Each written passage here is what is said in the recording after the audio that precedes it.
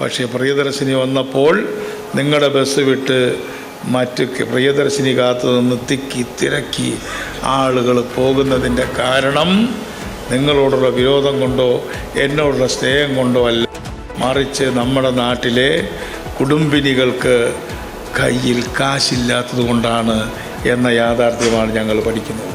ഈ ബസ്സിന് കാശില്ലാത്ത സ്ത്രീ സ്വകാര്യ സ്കൂളിലേക്ക് കുട്ടികളെ വിടുകയാണ്. ഗവൺമെൻറ് സ്കൂളിൽ സീറ്റ് ഒഴിഞ്ഞു കിടക്കുക. ഗവൺമെൻറ് സ്കൂളിലേക്ക് ഇപ്പോഴും കുട്ടികളെ വിടുന്നതിന് പകരം ഫീസ് കൊടുക്കേണ്ടാത്ത പ്രൈവറ്റിൽ പോലും വിടാതെ എവിടെ വിടുന്നത്? ഫീസ് കൊടുക്കേണ്ട സ്കൂളിലേക്ക് വിടുന്നു അല്ലേ? എന്നാൽ ആശുപത്രിയുടെ കാര്യം വരുമ്പോഴോ? ആശുപത്രിയുടെ കാര്യം വരുമ്പോൾ ഇതേ സ്ത്രീ തൻ്റെ അച്ഛനെയും ഭർത്താവിനെയും കൊണ്ട് വരാന്തയിൽ കിടക്കുകയാണ് ഗവൺമെൻറ് ആശുപത്രി. സംസ്ഥാനത്തിന്റെ ഒരു മന്ത്രിയുടെ പരാമർശമാണ് നമ്മൾ കേട്ടത്. അത് എത്രത്തോളം സ്ത്രീവിരുദ്ധതയുണ്ട്, സ്ത്രീകളെ അധിക്ഷേപിക്കുന്ന തരത്തിലാണോ എന്നൊക്കെയുള്ള ചർച്ചകൾ വളരെ സജീവമായി നടന്നുകൊണ്ടിരിക്കുകയാണ്. രാഷ്ട്രീയ പാർട്ടികൾ തമ്മിലും ഒപ്പം തന്നെ സോഷ്യൽ മീഡിയയിലും ഇത് ചർച്ചയാകുന്നുണ്ട്. കാരണം ഈ പദ്ധതിയുമായി ബന്ധപ്പെട്ട് ഇത് UDF-നെ സംബന്ധിച്ച് തെരഞ്ഞെടുപ്പിന് മുമ്പിലുള്ള അവരുടെ പ്രഖ്യാപനത്തിൽ ഏറ്റവും പ്രധാനപ്പെട്ട പദ്ധതിയായിരുന്നു പ്രിയദർശിനി പദ്ധതി. ആ പദ്ധതിയിൽ അധികാരത്തിലെത്തിയതിനു ശേഷം എത്ര വലിയ മാറ്റം ഉണ്ടാക്കിയിട്ടുണ്ട്, അതിൽ എത്രത്തോളം പഴികേട്ടിട്ടുണ്ട് സംസ്ഥാന സർക്കാർ എന്നത് അറിഞ്ഞിരിക്കുകയാണ് മന്ത്രിയുടെ ഭാഗത്തു നിന്ന് അതിൽ ആനുകൂല്യം ലഭിച്ചിരിക്കുന്ന സ്ത്രീകളെക്കുറിച്ച് ഈ രീതിയിൽ ഒരു പരാമർശം ഉണ്ടായത്. അത് ശരിയാണോ എന്ന് പരിശോധിക്കുകയാണ്. കേരള ബസ് ട്രാൻസ്പോർട്ട് അസോസിയേഷന്റെ സംസ്ഥാന സമ്മേളനത്തിലായിരുന്നു മന്ത്രിയുടെ ഈ പ്രസ്താവന.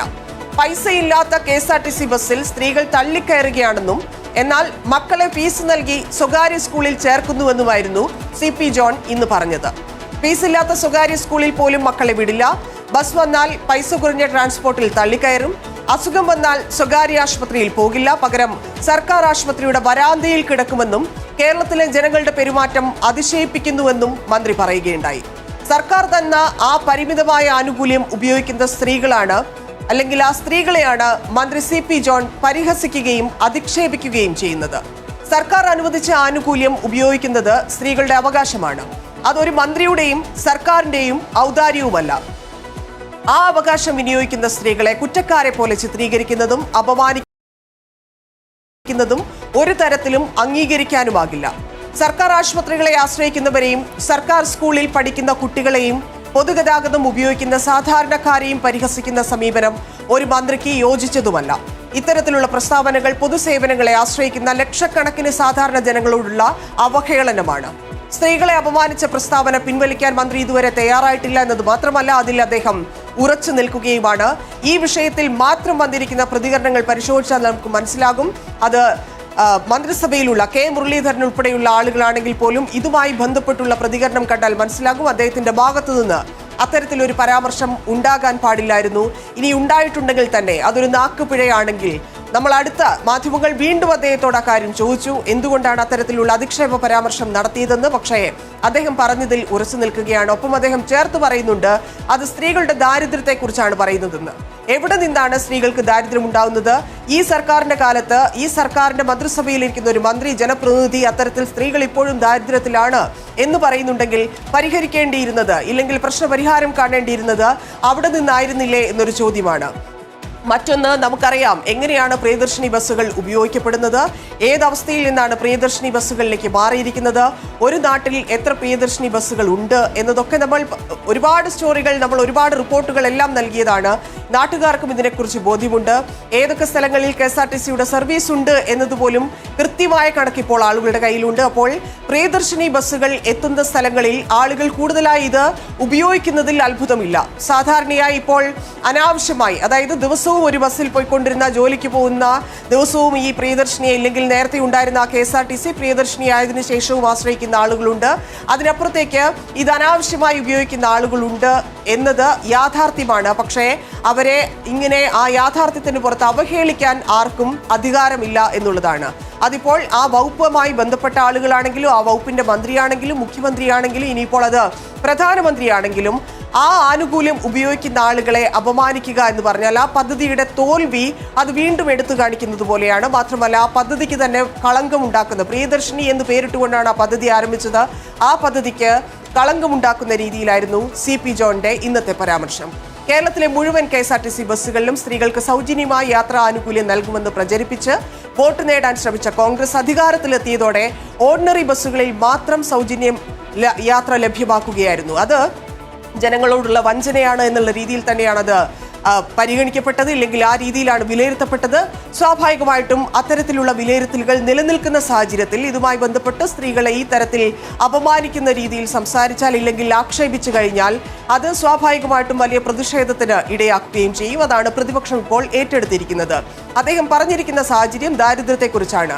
ഇനി ദാരിദ്ര്യം മാത്രമാണെങ്കിൽ ഇനി ഒരുപക്ഷെ പ്രിയദർശിനി സൗജന്യ യാത്രയ്ക്കായി തെരഞ്ഞെടുത്ത പല ബസ്സുകളും പഴയതും ഗുണനിലവാരം കുറഞ്ഞതുമാണൊക്കെയുള്ള വിമർശനങ്ങളുണ്ട്. നമ്മളിപ്പോൾ സോഷ്യൽ മീഡിയയിൽ കയറിയാൽ പോലും നമുക്ക് കാണാൻ സാധിക്കും പ്രിയദർശിനി ബസ്സുമായി ബന്ധപ്പെട്ടുള്ള പരാതികൾ, പ്രിയദർശിനി ബസ്സിൽ കയറി അപകടം സംഭവിച്ച സ്ത്രീകൾ, പ്രിയദർശിനി ബസ്സിൽ കയറി കഴിഞ്ഞ ദിവസമാണ് ഒരു കുട്ടിക്ക് കയ്യിൽ പൊട്ടലുണ്ടായത്, മറ്റൊരാൾക്ക് ശരീരത്തിൽ വലിയ പരിക്കുണ്ടായത്, മറ്റൊരാളുടെ കയ്യിൽ നീറ്റലും ഒപ്പം തന്നെ ചുമന്നിരിക്കുന്നതുമായിട്ടുള്ള ഫോട്ടോ ഫേസ്ബുക്കിൽ പോസ്റ്റ് ചെയ്തത്. അങ്ങനെ പലർക്കും പല പ്രശ്നങ്ങളാണ്. അതായത് അത്രയധികം തിക്കി ഞെരുങ്ങിയാണ് ആ ബസ്സിൽ യാത്ര ചെയ്തുകൊണ്ടിരിക്കുന്നത്. അപ്പോൾ ആ വീഴ്ച ഉണ്ടായിരിക്കുന്നത് ഇതിൽ അധികം ആളുകൾ കയറുന്നത് കൊണ്ടല്ല, അധിക സർവീസ് ഇല്ലാത്തത് കൊണ്ടാണ് എന്നതുകൂടി തിരിച്ചറിയേണ്ടതുണ്ട്.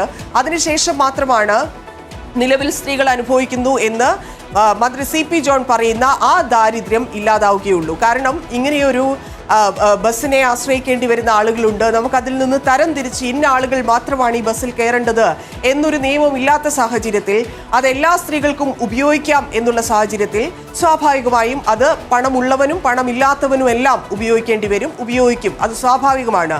അതിൽ പിന്നീട് വന്ന് ആ സർക്കാരിൻ്റെ തന്നെ, ഇല്ലെങ്കിൽ ആ വകുപ്പ് കൈകാര്യം ചെയ്യുന്ന മന്ത്രി തന്നെ അതിനെ വളരെ പരിഹാസ രൂപേണ, ഇല്ലെങ്കിൽ അവരെ അപമാനിക്കുന്ന രീതിയിൽ പ്രതികരിക്കുന്നത് ശരിയല്ല എന്ന് ആവർത്തിച്ച് പറയുന്നു. ഇനിയിപ്പോൾ ഈ വിമർശനങ്ങളെല്ലാം നിൽക്കെ, അതായത് പ്രിയദർശിനി പദ്ധതിയുമായി ബന്ധപ്പെട്ട് അത് സർക്കാർ അധികാരത്തിൽ, അതായത് തെരഞ്ഞെടുപ്പ് പ്രഖ്യാപനത്തിന് മുമ്പ് തന്നെ പ്രഖ്യാപിച്ച കാര്യമാണ്. ആ പ്രഖ്യാപനത്തിലെ കാര്യങ്ങൾ ഓരോന്നായി നടപ്പാക്കുന്നതിനിടയിലാണ് കൊട്ടിഘോഷിച്ചുകൊണ്ട് പ്രിയദർശിനി പദ്ധതി വന്നത്. പക്ഷേ അതിനുശേഷം എന്ത് സംഭവിച്ചു? ആ ബസ്സുകളുടെ തകരാറുകൾ, ഏതൊക്കെ റൂട്ടുകളിൽ ആ ബസ് നിർത്തലാക്കേണ്ടി വന്നു, നോർമൽ ഓർഡിനറി ബസ്സുകൾ ഉണ്ടായിരുന്നത് എത്രയൊക്കെ സിറ്റി ബസ്സുകളാക്കേണ്ടി വന്നു, ഓർഡിനറി ബസ്സിൽ നിന്ന് എന്തെങ്കിലും ലാഭമുണ്ടോ, ഇങ്ങനെയുള്ള പല കാര്യങ്ങളുമുണ്ട്, പല വീഴ്ചകളുമുണ്ട്. പക്ഷേ ഇതിനൊക്കെ പിന്നാലെയാണ് ഈ സർക്കാർ സ്ത്രീകൾക്ക് നൽകിയ ആനുകൂല്യം ഉപയോഗപ്പെടുത്താനായി ബസ്സിൽ യാത്ര ചെയ്യുന്നവരെ ഏറ്റവും മോശമായ ഭാഷയിൽ ഗതാഗത മന്ത്രി തന്നെ അധിക്ഷേപിച്ചിരിക്കുന്നത്.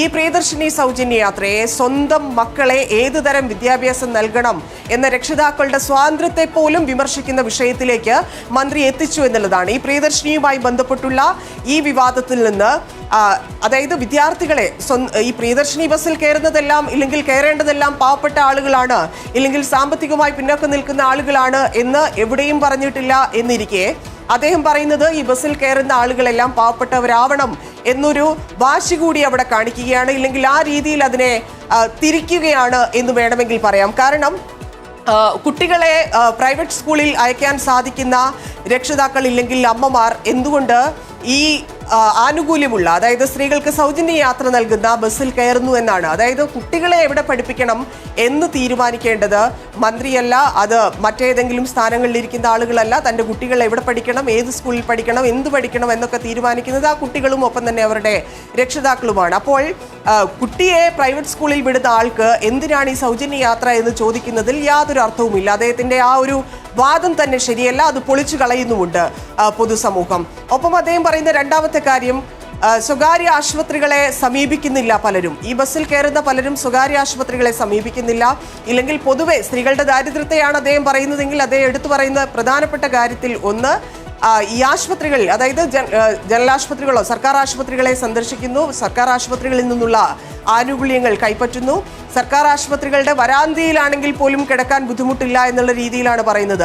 അതുമായി ബന്ധപ്പെട്ടാണ് ഞാൻ തുടക്കത്തിലെ പറഞ്ഞതുപോലെ കെ മുരളീധരൻ അതിൽ പ്രതികരിച്ചിട്ടുണ്ട്. കാരണം സർക്കാർ ആശുപത്രികളെ ആളുകൾ സമീപിക്കുന്നത് അതൊരു പക്ഷേ ദാരിദ്ര്യം കൊണ്ടായിരിക്കണമെന്നില്ല, അവരുടെ കയ്യിൽ പൈസ ഇല്ലാത്തത് കൊണ്ടായിരിക്കണമെന്നില്ല. അവർക്കൊരു സംവിധാനം സർക്കാർ ഒരുക്കിയിട്ടുണ്ട്, അത് സർക്കാരിൻ്റെ കടമയാണ്. ആ കടമയാണ് ഈ പറയുന്നത് പോലെ ജനറൽ ആശുപത്രികളും PHCകളും മെഡിക്കൽ കോളേജുകളും ഒക്കെ. അപ്പോൾ അവിടെ ഇവർ ആശ്രയിക്കുന്നത് പണം ചെലവാക്കാതിരിക്കാനോ ഇല്ലെങ്കിൽ പ്രൈവറ്റ് ആശുപത്രികളിൽ പോകാതിരിക്കാനുമല്ല, പല കാരണങ്ങളുണ്ടാവും. ചിലപ്പോൾ നല്ല ഡോക്ടേഴ്സ് ഉള്ള സ്ഥലമായിരിക്കും ആളുകൾ ചൂസ് ചെയ്യുന്നത്. അങ്ങനെ വളരെ ലളിതവും ഇല്ലെങ്കിൽ വളരെ കാര്യവുമുള്ള പല കാരണങ്ങൾ കൊണ്ടായിരിക്കും ആളുകൾ ഓരോ സ്ഥലങ്ങൾ ഉപയോഗിക്കുന്നത്. ഇപ്പോൾ KSRTCയുടെ കാര്യമാണെങ്കിലും പണമില്ലാത്തവനും ഒരു പക്ഷേ പ്രൈവറ്റ് ബസ്സിനെ അല്ലെങ്കിൽ മറ്റു ബസ്സുകളെ ആശ്രയിക്കുന്നുണ്ടാവും. അപ്പോൾ ആ രീതിയിലൊരു തരംതിരിവ് ഇല്ലെങ്കിൽ ആ രീതിയിൽ മനുഷ്യരെ മാറ്റിക്കാണുന്നത്, ആ രീതിയിൽ ക്ലാസ് അടിസ്ഥാനത്തിൽ ആളുകളെ അടക്കുന്നതൊക്കെ പ്രത്യേകിച്ച് CP ജോണിനെ പോലെയുള്ള ഒരാൾ, അദ്ദേഹത്തിൻ്റെ ഒരു രാഷ്ട്രീയ പശ്ചാത്തലം നമുക്കറിയാവുന്നതാണ്.